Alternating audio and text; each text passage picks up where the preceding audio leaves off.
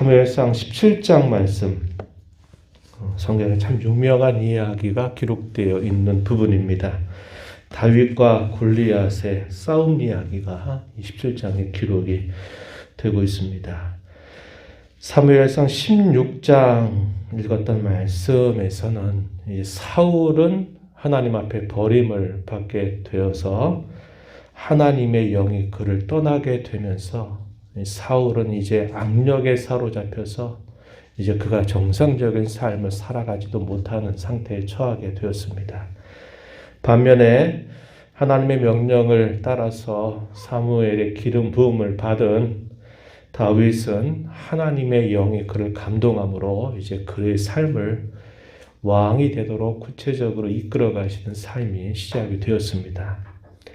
27장에서 결정적인 하나의 사건이 벌어지는데 블레셋과 이스라엘과의 큰 전쟁이 벌어지게 됩니다.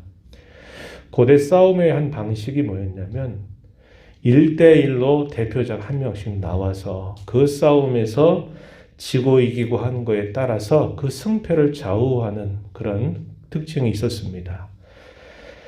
블레셋에서 나온 장수는 골리앗입니다. 그가 키가 너무나 크고 그는 어릴 때부터 용사로서 훈련을 받았던 인물이고 보통 사람들이 가진 무기와는 비교할 수 없을 만큼 대단히 크고 강한 그런 무기로 훈련된 사람이었어요. 이 블레셋이 앞서 나와서 누구든지 나와 싸워서 나를 이기면 우리가 너희의 종이 될 것이고 우리가 이기면 너희가 우리의 종이 될 것이다. 한번 누구든지 자신 있는 사람은 나와봐라. 이렇게 요구를 하는 것입니다. 그러면서 이 골리앗은 하나님의 이름을 모독하고 이스라엘을 모독하고 하나님의 군대 이스라엘을 모욕하는 일들을 쉬지 않았어요. 이 일이 무려 40일 동안이나 계속되었습니다. 이러한 모욕을 받고 있으면서도 사울을 비롯해서 이스라엘의 어떤 군사도 그 사람 앞에 나가서지를 못했습니다. 대단히 두려워하는 마음으로 어찌할 줄 몰라서 행여나 언제라도 쳐들어오면 어떻게 하나 하는 그런 두려운 마음으로 그 전장터에 기다리고 있는 상황이었습니다. 이때 다윗의 아버지였던 이새가 이 전쟁의 항우를 벌이고 있는 상황 속에 세 아들이 군사로 참여하고 있는 것을 알았기 때문에 막내 아들 다윗을 불러서 먹을거리를 가지고 내가 가서 내 형제들이 잘 있는지 한번 살펴보고 잘 있다고 하는 증표를 좀 가지고 와라. 다윗에게 부탁을 했습니다.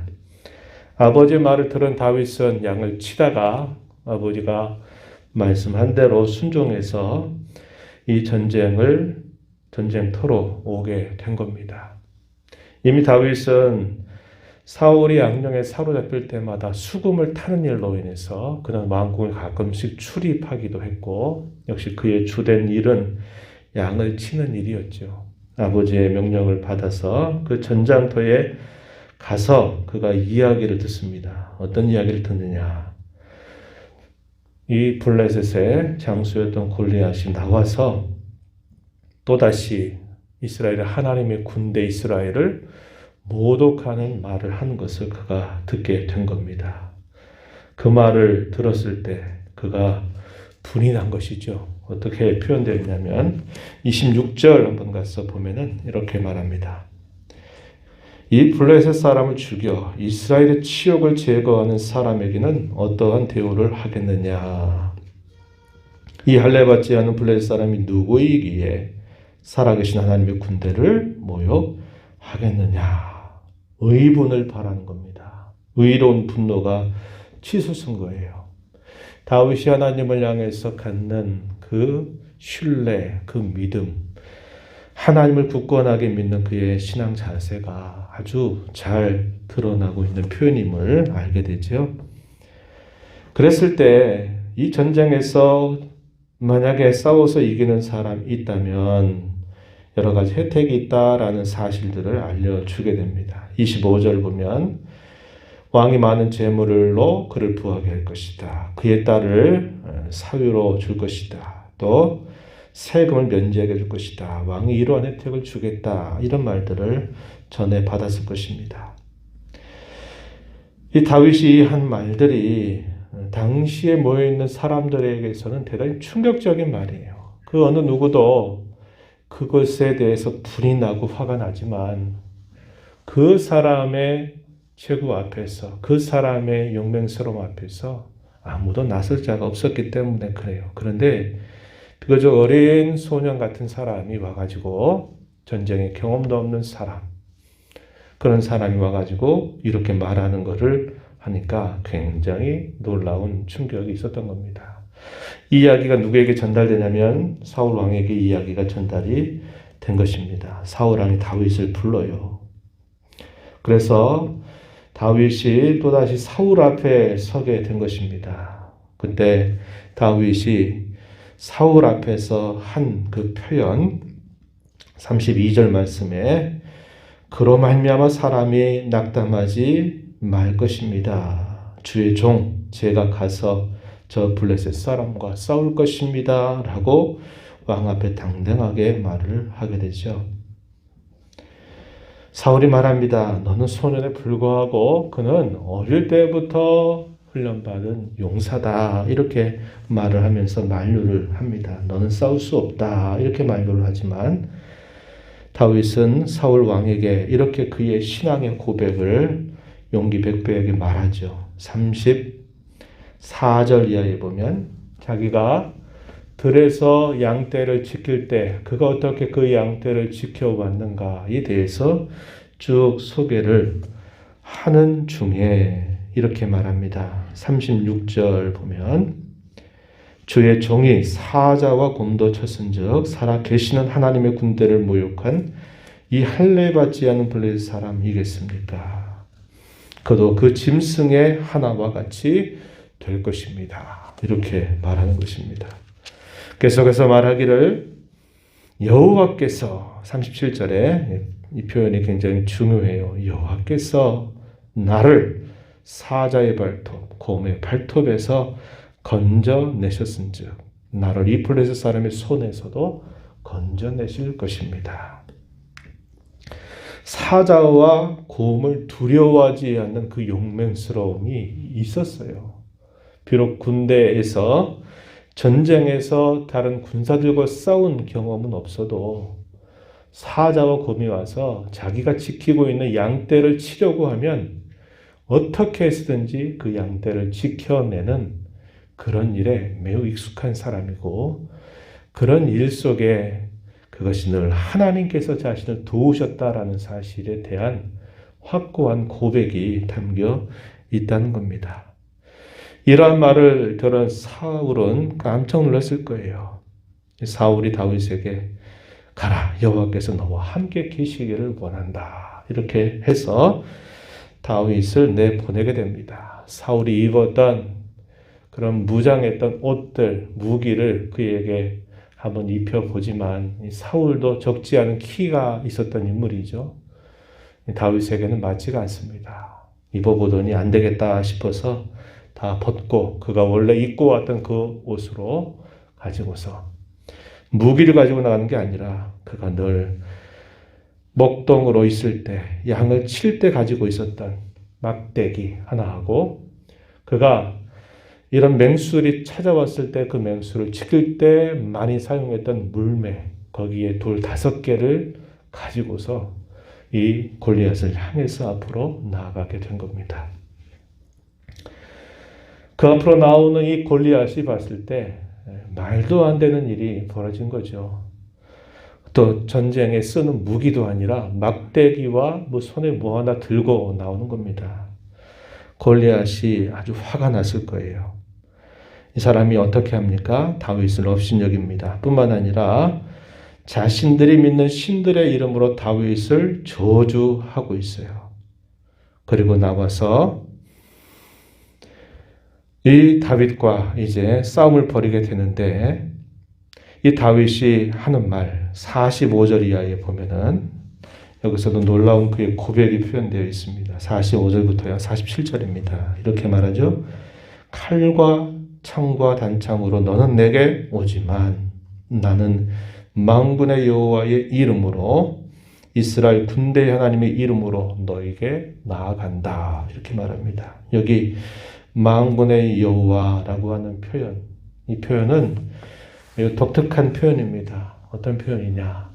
전쟁하시는 여호와를 나타내는 표현이에요. 여호와 하나님이 천군 천사 그의 종들을 데리고서 하나님이 그의 백성을 위해서 싸우신다. 그럴 때 만군의 여호와 이 표현을 사용합니다. 나는 만군의 여호와 이름으로 너에게 나아간다. 이렇게 말하고 있습니다.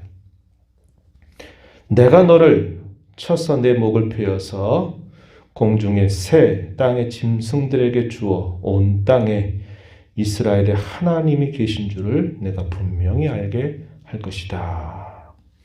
또 47절에 보면 구원이 창과 칼에 있는 것이 아니라 그것은 오직 여호와 하나님께 속한 것이다. 이러한 고백을 하면서 이제 싸움에 임하게 된 겁니다. 어떻게 됐나요? 골리앗은 칼 한번 휘둘러 보지 못했어요. 왜냐? 다윗이 물매에다가 돌을 해서 그것을 가지고 휙 돌리다가 어디를 치느냐면 이 골리앗의 이마 탁 그 중심 급소를 탁 때린 겁니다. 그것을 맞은 골리앗은 결국 뒤로 쓰러지게 되었고 그 쓰러졌던 때에 다윗에게는 칼이 없었어요. 그래서 이 골리앗의 칼집에 있는 그 칼을 뽑아다가 그의 칼로 그의 목을 쳐서 단번에 골리앗을 끝장을 내버리게 된 겁니다. 블레셋의 군사들은 그로 인해서 사기가 떨어져 버려서 도망치기 시작했고 이스라엘의 군사들은 이 골리앗이 쓰러진 것을 보면서 사기가 생기면서 이 블레셋의 모든 군사들을 쳐서 승리하는 놀라운 일이 일어나게 된 것입니다. 이러한 말씀이 오늘 우리가 읽은 말씀 속에서 잘 드러났는데 특히도 이 다윗이 골리앗 앞에서 했던 몇 가지 말들 중에서 마지막에 했던 말이 있죠. 구원, 여호와의 구원은 칼과 창에 있지 않다. 이것을 너에게만 아니라 모든 무리에게 알게 할 것이다. 이렇게 말합니다. 그러면서 전쟁은 여호와께 속한 것이고 그가 너희를 우리 손에 넘기실 것이다. 이렇게 표현했어요. 우리가 앞에 사무엘상 16장에서 우리가 이런 비슷한 표현을 읽은 바가 있죠. 16장이 14장입니다. 14장 6절 가서 보면은 누가 이런 표현을 사용했냐면요. 사울의 아들이었던 요나단이 이 표현을 사용한 바가 있습니다. 어떤 상황이었나요? 이스라엘이 굉장한 위기 앞에 놓여 있는 상황이었어요. 블레셋과 이스라엘과 전쟁을 벌이고 있는데 이스라엘 군사들은 다 흩어져 버렸습니다. 또 사울은 하나님 앞에 큰 범죄를 저질렀어요. 사무엘이 늦게 온다 한 것 때문에 다급한 마음에 자기가 제사를 주관해서 드리게 되면서 범죄를 저지르게 돼요. 그 일로 인해서 이스라엘 백성들은 더 뿔뿔이 흩어져 버린 상태였습니다. 전쟁의 승리를 가늠할 수 없는 불가능한 상황이 벌어졌을 때 요나단이 그가 용기를 발해서 그가 자기 친한 사람을 데리고 블레셋 진영으로 뛰어들면서 전쟁의 승리가 사람의 손에 달려있지 않다. 하나님께 달려있다. 이렇게 말하면서 하나님이 함께 하시는가를 그가 시험합니다. 그리고 그 시험에 따라 하나님이 함께 하신다는 걸 확증하고서는 블레셋 진영으로 뛰어들어서 이 블레셋 진영에 있는 군사들을 처단하고 블레셋 사람들 간에 서로 쳐서 죽이는 일들로 인해서 그 위기를 오히려 승리로 이겨내는 놀라운 일이 있었던 겁니다. 그와 비슷한 그런 상황이 한 사람으로 말미암아 그 상황이 역전된 거죠. 요나단에 의해서 그런 상황으로 역전이 되었고 또 여기 오늘 우리가 있는 17장에서도 다윗의 이 용기백배한 신앙으로 말미암아 그 모든 상황을 한 번에 다 뒤역전시키는 놀라운 일을 이루어내게 된 겁니다. 이때 이 요나달 중심으로 해서 시작되었던 이 전투, 믹마스 전투, 여기에선 승리를 했어요. 그런데 소고 지역에서 벌어지고 있는 이 전투에 대해서는 두려워 떨고 있는 겁니다. 골리앗 장수 앞에 떨고 있는 거죠. 우리 이걸 통해서 확인합니다. 어제의 승리가 오늘의 승리를 보장하지는 못한다는 거예요. 한 번의 싸움으로 끝나버리는 일은 없어요. 그 싸움은 계속되는 겁니다. 승리했다고 해서 그것으로 교만해서 또 나아가게 되면 또 다시 패배를 맛볼 수 있다라는 것을 우리는 보게 되죠. 우리가 살아가는 동안 이 땅에서 우리의 육신의 장막을 벗게 될 때까지 우리는 우리의 싸움은 계속됩니다. 우리가 한번 크게 영적인 싸움에서 승리했다. 그래서 그 싸움이 계속 보장되는 건 아니에요. 우리에게 중요한 것은 뭐냐? 늘 어떻게 해서 그 싸움에서 이겨냈느냐 했던 그 자세를 항상 가다듬는 자세를 가져야 한다는 겁니다. 잘 아시는 바와 같이 엘리야가 거짓 선지자들과의 대결에서 그가 큰 승리를 거두어내서 승리를 일궈내도 당시 아합과 이세벨의 이런 반대로 인해 가지고 그가 깊은 낙심과 절망 속에 헤매이다가 하나님이 자신을 데려가도 좋다고 로뎀나무 아래서 자기의 생명을 취해달라고 기도했던 그런 이 엘리야의 모습을 보게 되는 것이죠.